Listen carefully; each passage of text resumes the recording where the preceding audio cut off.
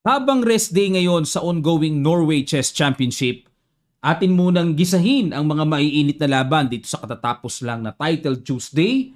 Hansmok Niemann napalaban kay Alireza Firouzja ng championship matapos misyonin ni Niemann si Dubov na bawian sa kanilang rematch. Aba, championship naman ngayon sa Title Tuesday. Umubra ba siya kay Alireza Firouzja? Yan ang tanong.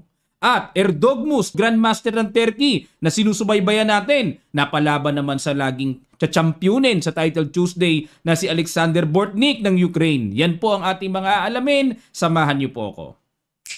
At bago tayo magsimula mga kamatsas, akin pong ipag-imbita sa inyo ang Kamatsas Super Supporters. Every Sunday po yon, live training sa YouTube. Click nyo lang ang details na nasa description below para kumpletong malaman nyo bago po kayo mag-register. Okay, at sagutan muna natin ang puzzle na iniwan natin at ang regular na sinusubaybayan natin sa bagong Internet Chess Club. Ito po yung iniwan nating puzzle sa last upload. Okay, ang sarap sanang mag-Queen H2 checking F1 matchas kagad. Ang problema may tore, so walang direct na ganun kabilis. Pero mayroon din palang ganitong Queen H1 sacrifice, push with check, pwersado latte, sacrifice bishop check, G1 queen check, Queen H1 matchas. Ayan, kailangan hanapin natin sa laro natin yung mga ganun, no? Nakatago lang, kaya kailangan laging curious tayo na baka may ganung posibilidad na. At ito naman ang iiwan nating puzzle for today's video. It's white to play. Katitira lang ng Queen G6. Ano kaya ang mabagsik? Mabilis na naman nagagawin dito ng puti. Okay, click nyo lang ang link sa description below para magalaw nyo ang pyesa. Kung wala pa kayong account, gawa na po kayo. It's free lang sa bagong Internet Chess Club. Okay, ngayon po ay atin ang pasadahan ito. Yan, pasensya na po hindi tayo nakapag-live today kasi nahulog ako sa hagdanan. Wala, kapag pala nadulas ka na, nahulog ka na, sugsuan ka na. Ang gagawin mo na lang, abangan mo na lang yung pinakahangganan. Kaya pasa-pasa po yung siko ko. Meron ako sa balakang. Itong balakang ang pinaka-tinamaan kasi talbog-talbog ako eh. Buti walang bali, lamog lang. Awa ng Diyos. Buti na lang eh. Tapos may pasapa dito. Ang dami. Ang sama ng ano ko ngayon. Kaya hindi po ako makaupo ng babad. Iniisip ko magla-live stream ako. Ngayon, umuupo pa lang ako parang ngalay na. Kaya naisip ko pong hatawin na lang ang record na to. Saglit lang naman ang upuan nito. Hindi kagaya ng live streaming matagal. Nahihirapan po ako. Lagi ako nakahiga ngayon. Okay, ngayon ay nag-E4 si Niemann, G6 si Firouzja, D4, Bishop G7, Knight F3, D6. At tinirahan lang ni Firouzja. Relax lang ang opening niya. The modern defense, Gellier system yung Knight C6. Usually po kasi sa modern, di ba, yung Knight F6, castling, C6, tapos Knight BD7. Pero dito, Knight C6. Bishop E2, okay, relax lang din si Niemann. Inatake. Knight D2, depensa, develop, E5, ayun, para neutralize agad ang space sa sentro. Kinapture lang ni Niemann at nag-castling. A5, yan po ang maagang bagong luto ni Firouzja dito. At castling kasi ang regular na laging ginagawa dyan eh. Okay, pero nag-A5, aba, kakaiba. Queen C2 para iprepara ang tore sa D-file at nag-castling lang. Knight C4, inatake muna ang E5. Queen E7, okay, dinipensahan. Rook D1, control the D-file. A4, kinain na po ni Firouzja ang space. Dito ang alam ko, ini-A4 yan eh, para pantay lang. Pero hinayaan lang ni Niemann. At dito niya kinompensate yan ha. At nag-Bishop E3, Knight G4, binulabog kagad ni Firouzja. Bishop G5, F6, Bishop H4. Kakaiba yung mga tirada. Bishop E6, H3 paalis muna. Umatras, and Knight E3 para makontrol naman ang D5 square at nag-Knight to D8. Ayun, para kung umatake man ang Knight, mamaya po ay itutulak yung C6 para mapaalis kagad ang strong Knight. Bishop to B5, pinag-interesan ni Niemann ang naligaw na pawn, obligadong itulak. B4, C6, Bishop C4 at nag-B5. Ayan, hinabol, kumbaga sa isip ni Firouzja, okay, paalisin natin ang bishop na yan. Tempo, kainin mo yan. Mabubuhay yung control ng knight. Kasi passive yung knight sa D8. Pero bad move. Ang gusto po ng computer ay knight HF7. Kumbaga, itong knight, lagyan ng tamang square papunta sa sentro. Kasi nasa gilid eh. Diba? Pag mga nasa gilid ng mga pyesa-pyesa, malayo sa sentro, mahina daw po ang contribution yan sa overall position. Nakaka-epekto yan. Ayun. Pero bini-5 ni Firouzja at Nag-bishop takes, knight takes, queen b3. Ayun, error naman dito si Niemann. Dapat daw po ay, may ganun na pala. Oo nga, no? Hindi halata tong knight takes e5. O paano kung hindi pwedeng capturein kasi nakapin? Paano kung e-g5? Knight takes c6. Paano kung tabihan? Knight d5. May ganun pala. Threat yun kasi hindi pwedeng makapture yung knight double po. Ayun. Paano kung dito pumunta para mahagip yung knight? Rook d6 naman. Yan ang hiwaga dito. Papakapture ang bishop and then queen b3. May pin. Grabe pala. Sakto pala yun. Sukat pala yun. O didagdagan natin ng king. No choice, no? Yan na lang ang pandepensa. But knight d4, wala na pong paraan para depensahan ang knight. Bagsak din pala. Bawi din pala. Gracious pala lalim ng knight takes e5. Ano? Pero, nag-queen b3 si Niemann. Pin lang sa knight. King h8 iwas. Knight takes e5 saka pinasok. Ano kaibahan nito? G5. Bad move naman ang ginawa ni Firouzja. Dapat daw ay knight f4. Pag umalis ang knight, may queen takes e4. Okay, yan po ang mga paparating, no? Pero, g5, knight takes c6, queen e8, rook d6. So, ito yung nakita natin kanina, pero kaibahan yung king nasa g8 pa.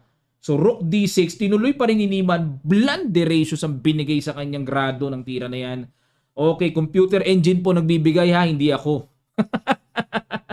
Meron kasi ako nabasa, ba't mo kasi nilalagyan ng dalawang question mark? Ako computer. Okay, balik tayo. Bishop g3 lang pala tira. Oo nga, kasi kung capturing yung knight, may ganoon. Yan ang malinis. Bawi, malinis yan. Oo nga. Teka muna. Dahil nag-rook d6 inuna, ayun, na good mo ba? Knight f4, may ganon. Genius. Obligadong umiwas ang bishop. Another genius move. Grabe talaga si Firouzja, no? Yun, no? Threat yung knight. Tagos ang pressure. Pin. Kinapture na lang ang knight capture. And queen d5. Ganun na lang ang ginawa, no? Para suportahan yung knight. Kaso nga lang bagsak. One piece down pala talaga kagad yun. Knight f7. Rook e6. At umiwas queen c8. Rook f1, knight d8, wala na. Talagang nilubos-lubos na ni Firouzja. So knight d8 pag kinapture, may threat pa. Kinapture, capture, and ganun na lang ang ginawa.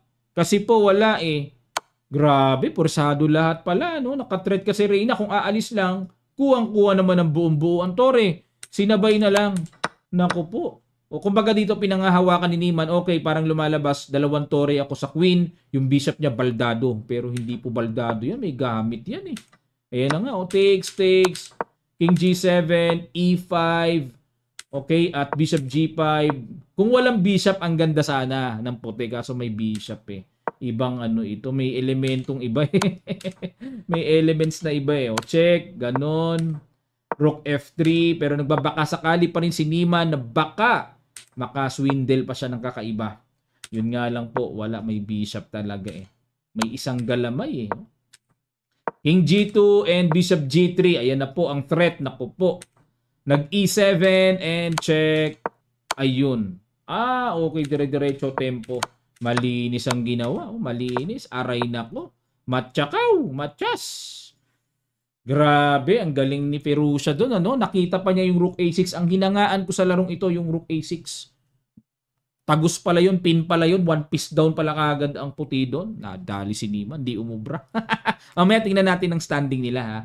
Bilib ako sa batang ito, no. Kakatingin ko lang ng record, yung pala, kaka 14 years old lang nitong nakaraang June 3. No? Ilang araw lang ang nakalipas. Kala ko 12 years old kasi nung sinubaybayan ko to, 11 pa siya no, naging 12. Parang doon ako nag-stuck pero ano na pala, 13 na pala nitong mga nakaraan, kaka 14 lang nitong nakaraang June 3, kaka birthday lang pala niya. Okay, at ang kalaban niya ay si Alexander Bortnik, laging nagcha-champion to, may mga records to, champion sa 960, sa Fischer Random, tapos sa Title Tuesday mismo dito, kaya malakas ang kalaban ni Erdoğmuş. Nag D4, Knight F6, Bishop G5, ayan, tinirahan ng ano bang gagawin niya? Kakaibang diskarte ito. Trompovsky to.